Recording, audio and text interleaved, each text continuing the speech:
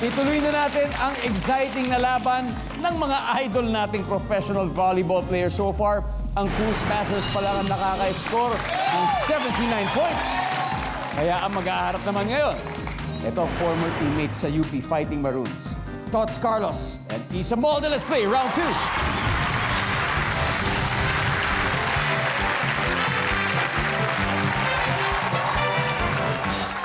Ladies, good luck. Ito na ang tanong. Top 7 answers are on the board. Magbigay ng dahilan kung bakit namumula ang muka ng tao. Tots. Kinikilig. Kinikilig. Kailan ka pa huling kinilig? Araw-araw. Everyday. Yan. Yan na. Kanina lang. Yan ang sagot. Sabi ni Tots, kinikilig. Oh, yeah. Magbigay ng dahilan kung bakit namumula ang muka ng isang tao, Isa. Umiiyak. Oh, umiiyak. Iyakin kasi ako. Guys, nandyan ba ang umiiyak? Thoughts, pass or play? Play. Alright, let's play round 2. Pumasok. Kaya, magbigay ng dahilan kung bakit namumula ang mukha ng tao. Mainit. Lalo na siguro yung beach volleyball, di ba? Sobrang init lang. Yes. Survey says...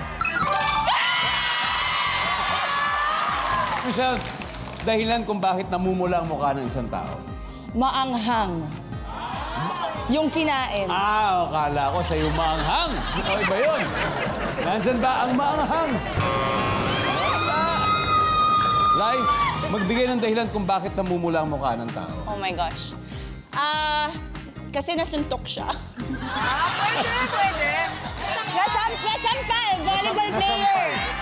Survey says, wala. Okay, time to huddle. Tots, kailangan mo comment to. Magbigay ng dahilan kung bakit namumula ang mukha ng tao. Galit. Wow. Okay, nandyan ba? Nagagalit. Pwede pa, buhay pa. Kaya, magbigay ng dahilan kung bakit namumula ang mukha ng tao. Pinapawisan. Pinapawisan. Nandyan ba yung pinapawisan? Singer. Hahabol na! Hahabol na! Yes! Game! Alright. Ang dami pa nito. Magbigay ng dahilan kung ba't namumula ang mukha ng tao. Sobrang saya. Oo. Pwede! Eugene? Naglagay ng blush on. Naglagay ng blush on. Isa? Allergy. Allergy. Interesting.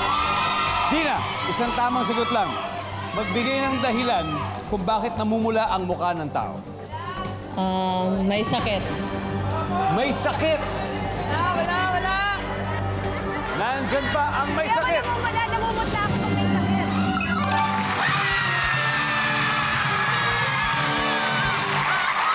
Oh, yeah.